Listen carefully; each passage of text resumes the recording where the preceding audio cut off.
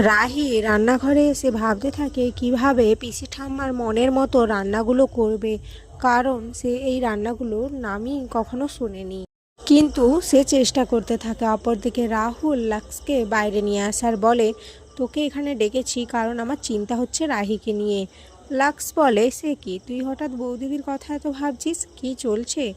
রাহুল বলে, দেখ ওইসব কিছু না, তুই তো জানিস পিসি ঠাম্মা কেমন, আমরা আমাদের কেমন কথা শোনায়। আর রাহি তো নতুন, বল ও কিভাবে বুঝবে এই সমস্ত কিছু? আর পিসি ঠাম্মার যদি রান্না ভালো না লাগে তাহলে কীরকম রিয়াক্ট করবে সেটাও নিশ্চয়ই বুঝতে পারছিস। আমাকে রাহিকে সাহায্য করতে হবে, তুই আমাকে হেল্প কর। লাক্স বলে, আচ্ছা ঠিক আছে, সবই বুঝলাম, কিন্তু আমি তোকে কিভাবে হেল্প করতে পারি? তখনই রাহুল বলে, আমি এখান থেকে পাইপ দিয়ে উঠে রান্নাঘরে যাব আর গিয়ে রাহিকে রেসিপিটা দেখাবো, আর তারপরে নিশ্চয়ই ও পেরে যাবে। এরপর লাক্স রাহুলকে হেল্প করে রান্নাঘরে ওঠার জন্য। রাহুল কিচেন রুমে এসে অবাক হয়ে যায়, কারণ রাহি চুপচাপ দুধ গরম করছিল। রাহি রাহুলকে দেখে বলে, এ কি, তুমি এখানে কি করছো? রাহুল বলে, এখন এসব কথা পরে হবে, আচ্ছা তুমি কি সমস্ত রান্না জানো, পারবে? তখন রাহি বলে, না না, আমি কিছুই জানি না, আমি পারবো না। আমি এমনি রান্না করেছি ঠিকই, কিন্তু সাবুর লুচি আর ছানার পায়েস আমি কখনো আগে করিনি।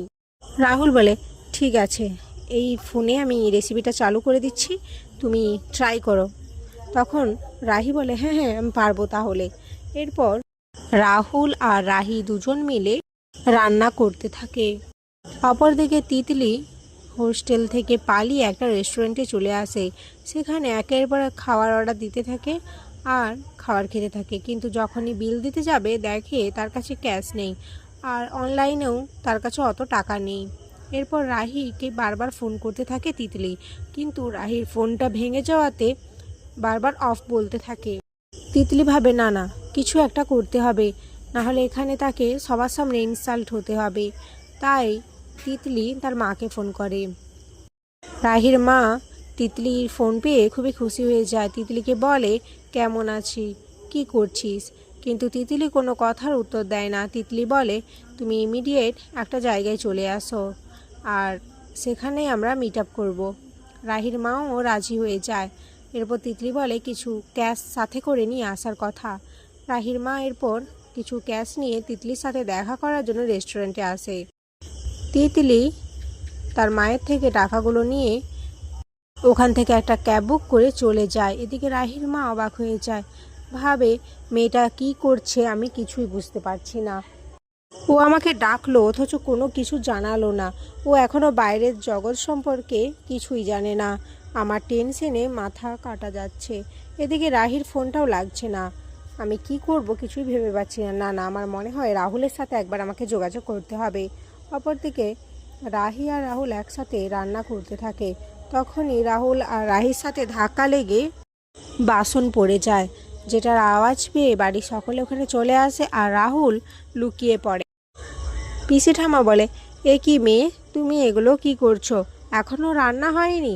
রাহি বলে, না না, হচ্ছে হচ্ছে, হয়ে যাবে সময় মতো। তখন রাজি বলে, হ্যাঁ পিসি ঠাম্মা, চিন্তা করো না, ও যখন বলেছে ও নিশ্চয়ই করে দেবে। এরপর সকলে ওখান থেকে চলে যায়। এদিকে তখনই দাদু ভাইকে একজন ফোন করে জানায় তাদের গ্রামের বাড়িতে একটা সমস্যা হচ্ছে, যেটা শুনে রাজীবও খুব টেনশন করতে থাকে। বলে, এই মুহূর্তে গ্রামের বাড়িতে সমস্যা, তাহলে তো আমাদের একবার ওখানে যেতে হবে। দাদু ভাই বলে, না, তোমাদের এখন যাওয়ার দরকার নেই, আমি গিয়ে দেখছি ব্যাপারটা কি সমস্যা হচ্ছে, তারপরে না হয় তোমরা যেও। এরপর রাহির মা রাহুলকে ফোন করতে থাকে। রাহুল ফোনটা রিসিভ করে আর কথা বলে। এরপর রাহি তার মায়ের সাথে কথা বলে। রাহির মা তিতলির ব্যাপারে সমস্ত কথা রাহিকে জানায়। রাহি শুনে অবাক হয়েছে। এদিকে রাহুলের খুব রাগ হয়, কিন্তু সেও কিছু বলতে পারে না। তারপরে রাহি হোস্টেলে ফোন করে, কিন্তু সেখানে সুপার খুব রেগে যায় আর বলে, হ্যাঁ, তিতলি এখান থেকে পালিয়ে গেছে। রাহি, তোমার বোন যে এরকম সেটা আমরা ভাবতেও পারি না। এরপর তিনিও রেগে ফোনটা কেটে দেন। এদিকে রাহি কিছুতেই মন ঠিক করতে পারছিল না কাজে। রাহি রাহুলকে বলে, রাহুল, আমার একটা হেল্প লাগবে, তুমি এদিকটা একটু সামলে নাও না, আমাকে তিতলির খোঁজ করতে যেতে হবে। কিন্তু রাহুল বলে না, তোমার যাওয়ার দরকার নেই। কিন্তু রাহি বলে, দেখো রাহুল, তিতলি আমার বোন, আমি জানি আমার বোন খুবই অন্যায় করেছে, কিন্তু তারপরেও আমি দিদি হয়ে কিভাবে ওকে এভাবে বিপদের মধ্যে ঠেলে দিতে পারি। ও এখনও অবুঝ, ও এখনও জানে না বাইরের জগৎটা ঠিক কেমন।